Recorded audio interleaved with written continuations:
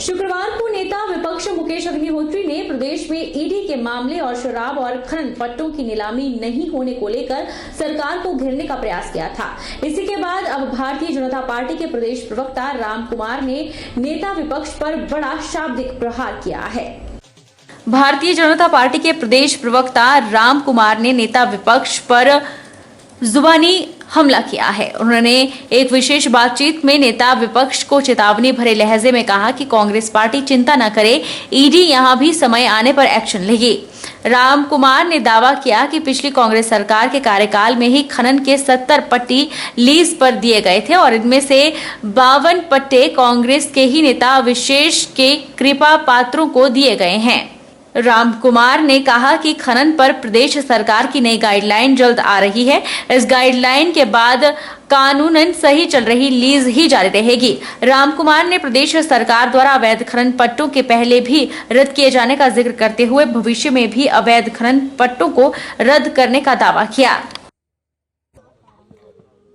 चिंता ना करें ये लोग, समय आने पर ईडी यहाँ भी एक्शन ले लेगी। जिन जिन लोगों ने भ्रष्टाचार किया है, और हिमाचल में भ्रष्टाचार किन्होंने किया है, कब किया है, कैसे किया है, सबके ध्यान में है। और ऐसे नहीं कि ऊना जिला में 70 माइनिंग लीजें पिछली सरकार ने दे दी थी, खनन मंत्री ने, और केवल हरोली और ऊना में 52 माइनिंग लीजेस कैसे दी थी सबको पता है। तो आने वाले समय में ये सब होगा। यहाँ तक पंजाब की बात है तो पंजाब में अगर पैसा पकड़ा है 6 करोड़ तो सबने देखा है उसको। तो सरकार के ऊपर यह आरोप लगाना कि ईडी छापे मारी, इसका मतलब आप उसको डिफेंड कर रहे हैं, आप उस भ्रष्टाचार के साथ हैं। वो 6 करोड़ किसी ने नहीं देखा, कि चैनल पर नहीं आया। आप तो मीडिया से जुड़े लोग हैं, लाइव टेलीकास्ट उसका हुआ है। चुनाव के समय में किसी के पास से 6 करोड़ पकड़ा गया, और वो केस आज का नहीं है, कांग्रेस सरकार के समय में ही 2018 का केस है वो। मंडी संसदीय क्षेत्र से सांसद प्रतिभा सिंह ने मंडी जिला के नाचन का दौरा किया। चायल चौक में कार्यकर्ताओं में आगामी चुनाव के लिए जोश भरते हुए प्रतिभा सिंह ने कहा कि वे जीत के बाद पहली बार जनता का धन्यवाद करने लोगों के घर द्वार आई हैं। उन्होंने कहा कि नाचन की जनता का पूर्व मुख्यमंत्री स्वर्गीय राजा वीरभद्र सिंह पर गहरा विश्वास था, इसलिए लोगों ने राजा वीरभद्र के नाम पर उन्हें जीत दिलाई है। आप लोगों का धन्यवाद करने के लिए आई हूँ। और जो जनता यहाँ पर बैठी है, जितने भी हमारे कांग्रेस पार्टी के वरिष्ठ नेता हैं, जितने भी हमारे संगठन, चाहे वो सेवा दल है, यूथ कांग्रेस है, महिला कांग्रेस है, सभी लोगों का, ग्राम पंचायत के प्रधान है, जिला परिषद के सदस्यगण है, सभी का दिल की गहराई से बहुत बहुत आभार प्रकट करती हूँ। क्योंकि मंडी के 10 हलकों में जहां हम बढ़त हासिल नहीं कर सके, या पिछली जो हमारी कमियां थी उनको पूर्ण तरीके से पूरा करके आगे बढ़त हासिल नहीं कर पाए, पर नाचन क्षेत्र एक ऐसा क्षेत्र है जिसने वो बढ़ती, आप लोग सभी के विधायक पात्र हो। आपका मैं जितना धन्यवाद करूं शायद वो कम है। 2022 के विधानसभा चुनाव से पहले कांग्रेस पार्टी ने अपना सदस्यता अभियान पूरे प्रदेश में शुरू कर दिया है। इसी के चलते डलहौजी की विधायिका आशा कुमारी ने भी अपने विधानसभा क्षेत्र में लोगों के साथ जनसंवाद करना शुरू कर दिया। आशा कुमारी ने हिमाचल और जम्मू कश्मीर के बॉर्डर पर स्थित डलहौजी की नडल पंचायत में पार्टी कार्यकर्ताओं के साथ बैठक की। उन्होंने कहा कि 2022 के विधानसभा चुनाव में हिमाचल प्रदेश में कांग्रेस पार्टी की प्रचंड बहुमत के साथ सरकार बनेगी। कांग्रेस पार्टी हिमाचल प्रदेश में अपने सदस्यता अभियान के जरिए पूरे हिमाचल प्रदेश में गांव-गांव में जाकर के लोगों के साथ संपर्क कर रही है। चुनाव की हमारी तैयारियां पूरी हैं। 2022 में 5 साल पूरे होने वाले हैं। अक्टूबर नवंबर में चुनाव है और मुझे पूरा विश्वास है कि इस बार कांग्रेस पार्टी जो है भारी बहुमत से, प्रचंड बहुमत से जो है सरकार बनाएगी। और कांग्रेस पार्टी की सरकार हिमाचल प्रदेश में आने के बाद हिमाचल प्रदेश एक बार फिर तरक्की की राह पे, राजा वीरभद्र सिंह जी के दिखाए हुए रास्ते पे हम चलेंगे। उनके मार्गदर्शन और उनकी जो सोच थी उसको आगे ले जाते हुए हिमाचल प्रदेश को कांग्रेस पार्टी एक बार फिर प्रथम स्थान पर हिंदुस्तान में लेकर के आएगी। हिमाचल प्रदेश सरकार की मुख्यमंत्री खेत संरक्षण योजना किसानों के लिए वरदान से कम साबित नहीं हो रही।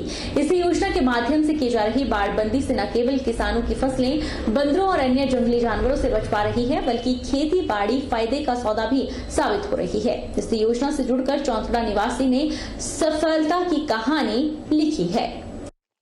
जोगिंद्रनगर उपमंडल के विकास खंड चौंतड़ा के अंतर्गत ग्राम पंचायत भड़ियाड़ा के बरनाव गांव निवासी पूर्णचंद न केवल अपनी फसलों को बचाने में कामयाब हो रहे हैं, बल्कि खेती बाड़ी फायदे का सौदा भी साबित हो रहा है। 65 वर्षीय पूर्णचंद ने बताया कि पंजाब बिजली बोर्ड से वर्ष 2014 में सेवानिवृत्ति के बाद अपनी पुश्तैनी जमीन में खेती बाड़ी को आगे बढ़ाने का काम शुरू किया, लेकिन बंदरों और अन्य जंगली जानवरों के कारण उनके लिए कृषि घाटे का सौदा साबित होने लगी। उनका कहना है कि उनके पास लगभग 11 से 12 बीघा जमीन है, लेकिन बाड़बंदी से पहले जहां महज 7 से 8 क्विंटल गेहूं की पैदावार हो पाती थी, वहीं अब बाड़बंदी के बाद 23 से 24 क्विंटल गेहूं तैयार हो रही है। इसी तरह जहां मक्की की पैदावार महज 40 से 50 किलोग्राम थी, वहीं अब 7 से 8 क्विंटल, जबकि धान की पैदावार में भी काफी वृद्धि हुई है। इसके अलावा वे मौसमी सब्जियों का भी उत्पादन कर रहे हैं, जिसमें आलू, लहसुन, धनिया, मिर्च, हल्दी, टमाटर, गोभी, मटर, अदरक के साथ साथ सोयाबीन की भी पैदावार की जा रही है। उनका कहना है कि उनके परिवार में 12 लोग हैं, जिनके वर्ष भर के खाने की जरूरतों को वे अपने इन्हीं खेतों से पूरा कर लेते हैं, जबकि अतिरिक्त पैदावार होने पर वे बेच भी रहे हैं। पूर्णचंद कहते हैं कि उन्होंने सेब के भी 100 पौधे लगाए हैं और पहली फसल में 50 पौधों से प्रति पौधा 20 से 25 किलोग्राम की पैदावार प्राप्त हुई। अपने खेतों में वे स्वयं की तैयार प्राकृतिक खाद का ही इस्तेमाल कर रहे हैं। इसके लिए उन्होंने कृषि विभाग के सहयोग से 2 वर्मी कंपोस्ट पिट तैयार किए हैं, जिन पर सरकार ने 12,000 रुपए का उपदान प्रदान किया है। मेरे पास 11-12 बीघा जमीन सी पहले, ते मैंने 300 मीटर के करीब फेंसिंग सोलर वाल लाया है। पहले मेरी जमीन में कोई भी चीज़ नहीं होती थी तो सूर बंदर वगैरह उजाड़ देते थे। जदों दी मैंने बाड़बंदी की है तो अब मेरी फसल भी अच्छी होती है। पहले मक्की 40-50 किलो में नहीं निकलती थी, तो हुण 7-8 क्विंटल के करीब मेरी मक्की निकल जाती है। गेहूँ भी मेरी पहले 5-6 क्विंटल के करीब पैदावार सी, हुण 23-24 क्विंटल के करीब मेरी मक्की निकल जाती है। अब इसमें मेरे आलू भी साल जोगा निकल जाते हैं, धनिया निकल जाता है, मिर्च खान जोगा साल दी गुजारा हो जाता है, मटर हो जाते हैं, फूल गोभी, और इसमें कुछ मैंने सेब के बूटे भी लाए हैं जो कि 3-3 साल के हो चले हैं। तो अब वो 2-2 पेटी फल देने लग पे है। अब बाड़बंदी से मेरा काफ़ी बचाव हो गया है। उसके उपरांत मैंने एक पिट अपने देसी खाद वास्ते पिट बनाई है, जिससे मुझे 12,000 सब्सिडी मिली, जो कि मेरी खेती वास्ते सारा अपने खाद में उससे भी उत्पन्न करता हूँ। पहाड़ों पर इन दिनों जबरदस्त ठंड पड़ रही है। इस मौसम का लुत्फ उठाने सैलानी शिमला का रुख कर रहे हैं, लेकिन कुछ सैलानी अपने एंजॉयमेंट के साथ साथ पुलिस के लिए सरदर्द बने हुए हैं। दरअसल शुक्रवार शाम करीब 6:30 बजे शिमला के संजौली टनल पर उस समय अफरा तफरी मच गई, जब पुलिस से बहस करते करते एक सैलानी ने पुलिसकर्मी को थप्पड़ जड़ दिया। शिमला में शराब के नशे में सैलानी पुलिस से उलझे और एएसआई को थप्पड़ जड़ दिया। ढली थाना प्रभारी एसएस गुलेरिया ने बताया कि इससे पहले 2 गाड़ियों में टक्कर हो गई। टनल के पास तैनात पुलिस जवान ने मौके पर ढली पुलिस थाना को मामले की सूचना दी, जिसके बाद मौके पर पुलिस पहुंच गई और दोनों गुटों में समझौता करवाने की कोशिश की जा रही थी। ऐसे में दिल्ली नंबर की गाड़ी के पर्यटक ने शराब पी हुई थी, जिसके बाद उसने पुलिस से बदतमीजी की और टनल के बाहर हाई वोल्टेज ड्रामा किया। इसके साथ ही दिल्ली से शिमला आया सैलानी सड़क पर लेट गया। यही नहीं, पुलिस को शराब पीते इस सैलानी को काबू करने में कड़ी मशक्कत करनी पड़ी। ऐसे में करीब 30 मिनट तक टनल के बाहर दोनों तरफ जाम लग गया। वहीं पुलिस ने जब पर्यटक को समझाने की कोशिश की तो ऐसे में वह पुलिस के साथ गाली गलौज करने लगा और देखते ही देखते पर्यटक ने एक एएसआई पर थप्पड़ों की बरसात शुरू कर दी। मौके पर पहुंची ढली पुलिस अब पूरे मामले की जांच कर रही है और सैलानी को थाने ले जाया गया है। जिला प्रभावित जगहों पर कन्वेक्स मिरर लगाने की योजना बनाई गई है। पुलिस अधीक्षक हमीरपुर डॉक्टर आकृति शर्मा का कहना है कि कन्वेक्स मिरर लगाने की योजना के तहत एनएच अथॉरिटी को पत्र लिखा गया है। यह गुजारिश की गई है कि यहां पर कन्वेक्स मिरर लगाया जाए ताकि सड़क दुर्घटनाओं पर नियंत्रण पाया जा सके। डेंजरस ड्राइविंग जो है, इसके संदर्भ में हमारे पास कुछ इनपुट्स आए थे, कुछ हमें मीडिया बंधुओं द्वारा, कुछ हमें जो हमीरपुर की जनता है उनके द्वारा हमें अवगत कराया गया था कि कुछ स्पॉट्स पर समय समय पर प्रोन है जहां पर एक्सीडेंट हो सकते हैं या हो जाते हैं।